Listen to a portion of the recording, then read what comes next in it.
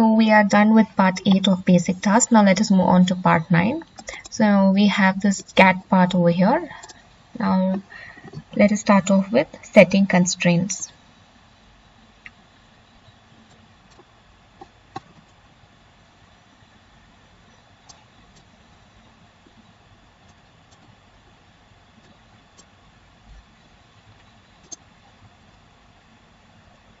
This tool here on the right is called constraint tool. We can click on this and click on the plane. We'll get to know the distance. We can again click on this plane, click on constraint and click on this. We'll get to know the distance between the plane and the object. We can also use constraint to measure the block by clicking on this side and this side. It will give us the distance between the sides of the block. Now for setting constraint in a dialog box, let us have this object. Let us create a hole on the top surface of the part.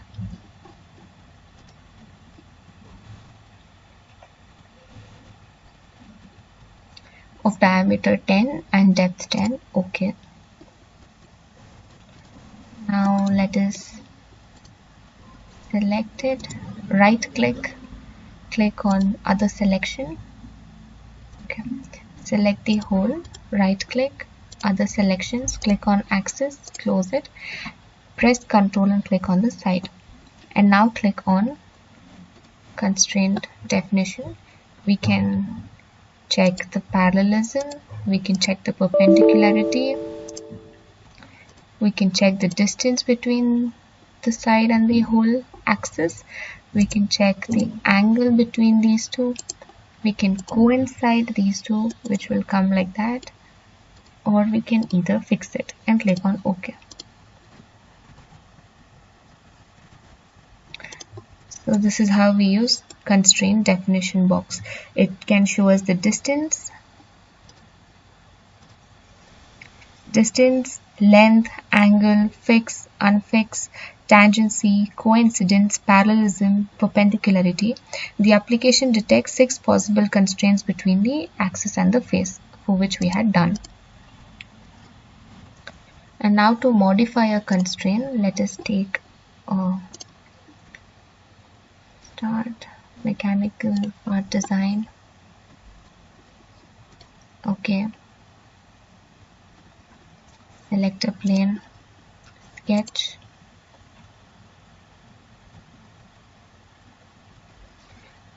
take a spline,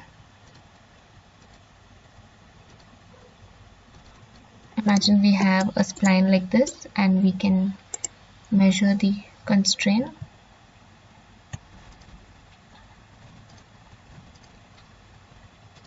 And this node to this node and this node to the last node.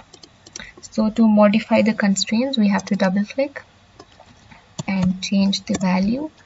You can see the value is changed. I can keep this as 110, keep this as 55, like this. We can also select this node, Control select this node, click on constraint definition and coincide. Okay, the value is to be changed. So if we delete the constraint, click on this node and this node and then constrain it to coincide, you can see that this part and that part has been coincided. The nodes have been coincided. So let us again, we can constrain this.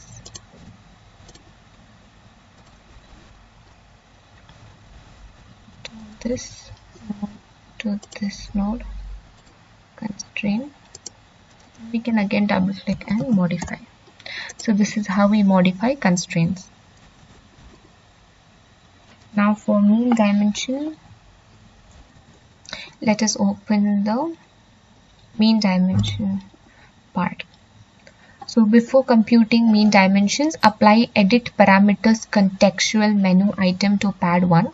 So right click on pad 1, click on pad 1 object and click on edit parameters. Then take a look at the path that we have just opened. The path includes 3 toleranced parameters as shown here, 1, 2 and 3. So remember that to access the tolerance value, you have to double click on the parameter of interest, then use the tolerance here. Right click, tolerance, edit on the contextual to change the maximum tolerance and the minimum tolerance of the object. Click on OK. So now click on the mean dimension icon, that is this one. A dialog box appears informing that the operation is performed. Just you need to update the part and observe the result. So OK. Now click on the update icon to integrate the modification to the part. Note that the update option set for your session do not affect the mean dimension command. So now the mean dimensions are displayed around the part. Then again, if we wish to go back to the previous state, we have to click on the mean dimension icon again, and a dialog box will appear that the part will be resized to the nominal dimensions. And now we can click on OK and update the part. And now we have got the part dimension. So this is how we use the mean dimension constraint.